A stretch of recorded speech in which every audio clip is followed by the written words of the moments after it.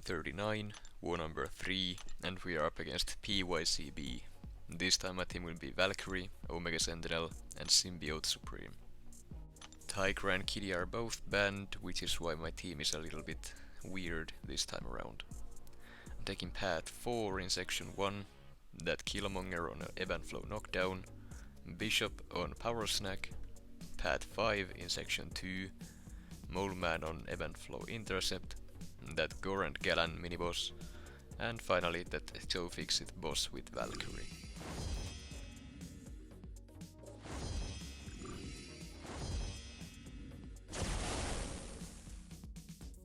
Up first we have this thing on the steady build up Fury and running on Fumes nodes, and I'm taking this fight with Valkyrie. Valkyrie works great for path 4 here because she can shrug those non-damaging debuffs, which will give her that big Fury passive, and she shuts down things unstoppable completely. So essentially she completely shuts this fight down. But there is a slight issue here that I didn't really consider when I took this fight. If I shrug too many of those debuffs, I get those big Fury passives and they stack. So if I get too many of them, like I did here, I will be triggering things protection very often. So that was slightly concerning when I took this fight, and if I'm taking this again some other time, I definitely will not be stacking those bulwark buffs at all, and simply just relying on her basic shrug of chance she has with masteries. Luckily she calmed down a little with those shrug-offs, and I did manage to take the fight down without taking too long. If I kept shrugging debuffs constantly, that might have been a very long fight.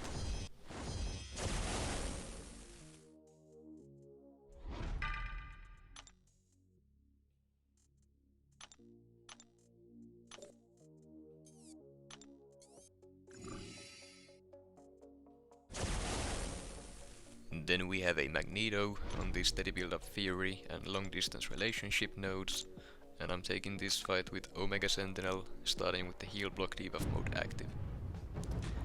Now I don't really need any of the pre-fights here, or rather debuffs here, but since the heal block shuts down willpower regen, I figured that that would be the most beneficial one for me. There is no miss mechanics to worry about, and the cowardice debuff doesn't really come into play as long as I know how to evade or dex Magneto's special one.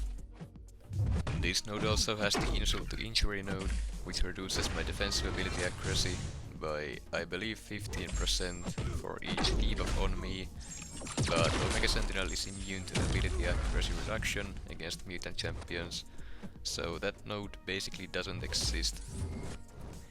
And the reason why I used her instead of Valkyrie here is because Valkyrie is a metal champion, and I didn't use Sim Supreme here purely because of that defensive ability accuracy reduction.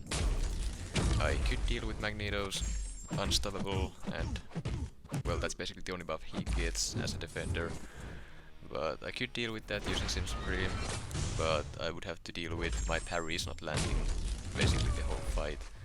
So Omega Sentinel is just safer and I'd say also better option in general.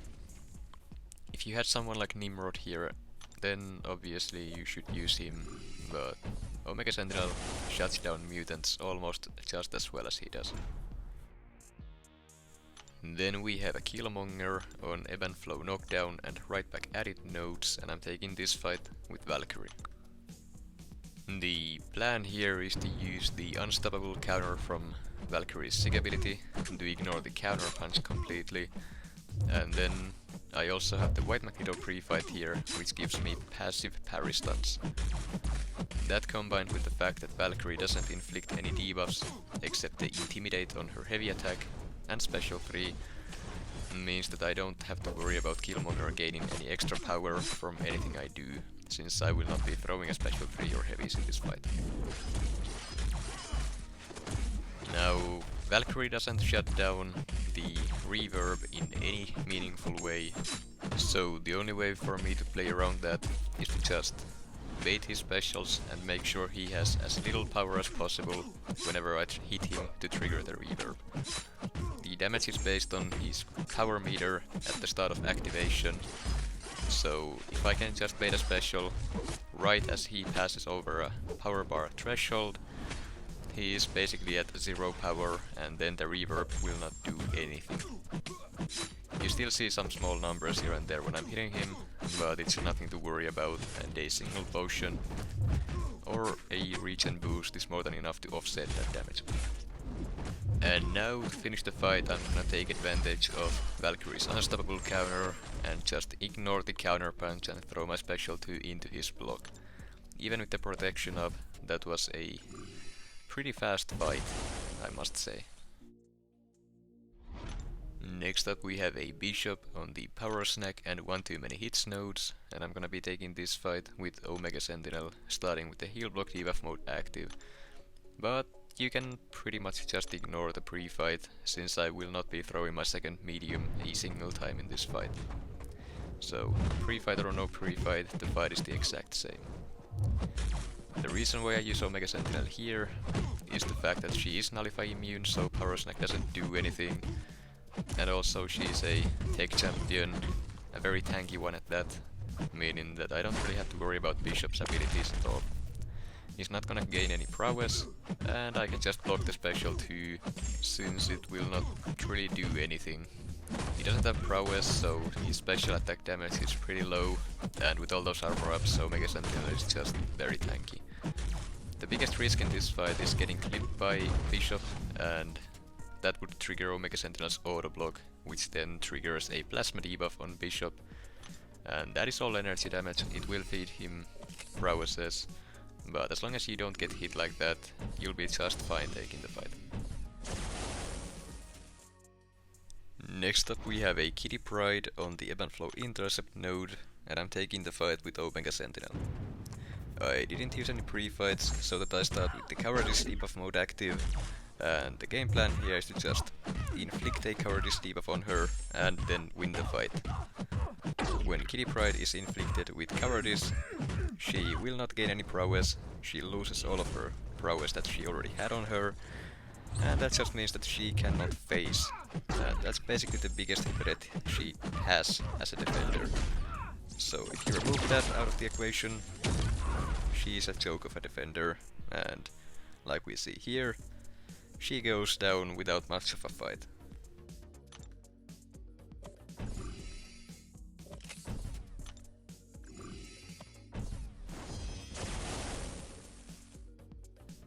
Next up we have a Longshot on the Ebb and Flow intercept and Mighty Charge nodes, and I'm taking this fight with Omega Sentinel.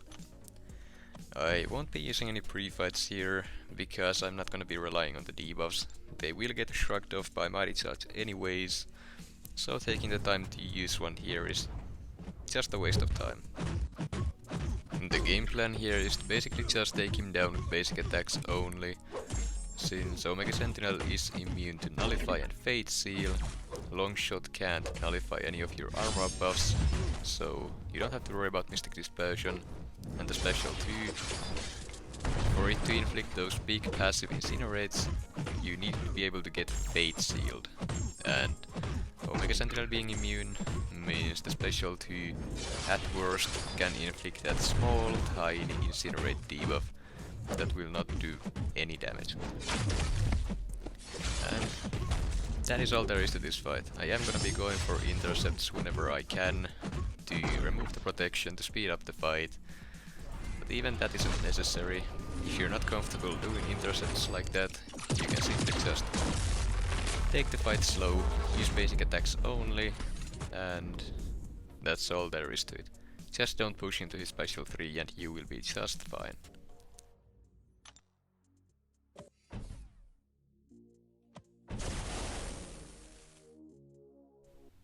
Next up we have a Mole Man on the Ebb and Flow intercept and Mighty Charge nodes, and I'm taking this fight with Valkyrie. And the game plan here is to just get a single pierce up early on in the fight before I land a single parry, and that's the fight basically shut down completely. The biggest problem with Mole Man on top of his debuff shotgun is the fact that you can't really hit into his block or he will go unstoppable.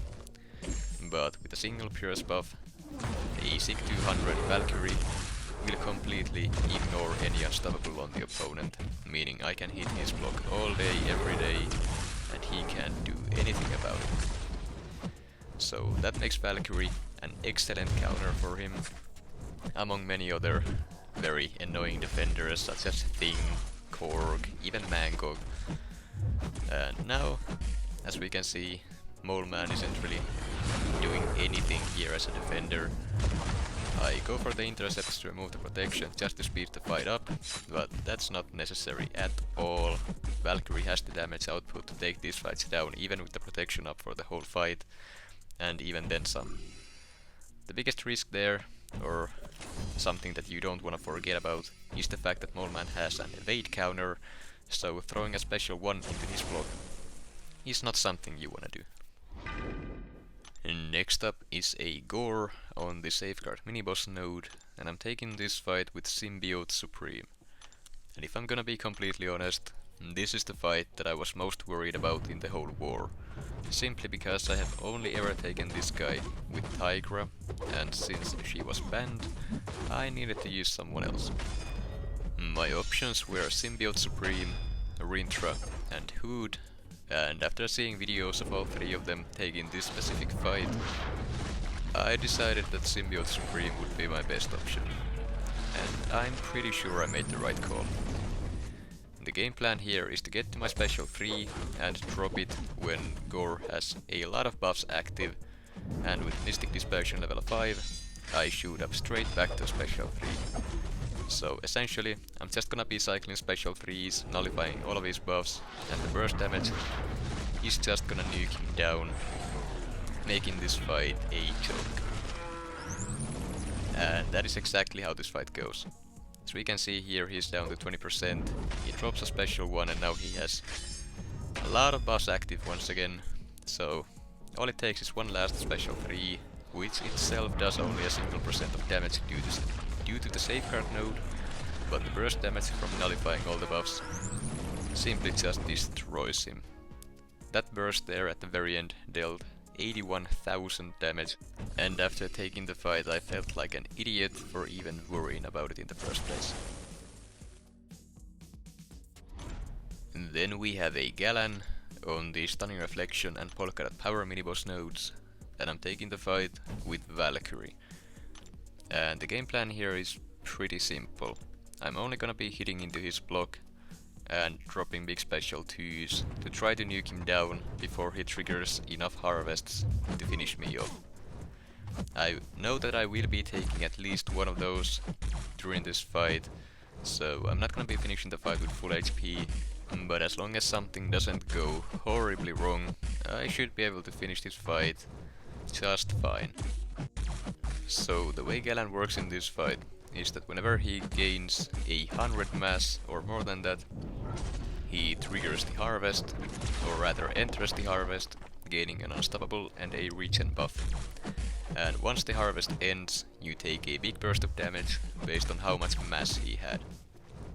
The only way for him to gain any mass in this fight is by either me getting hit by him or him using specials.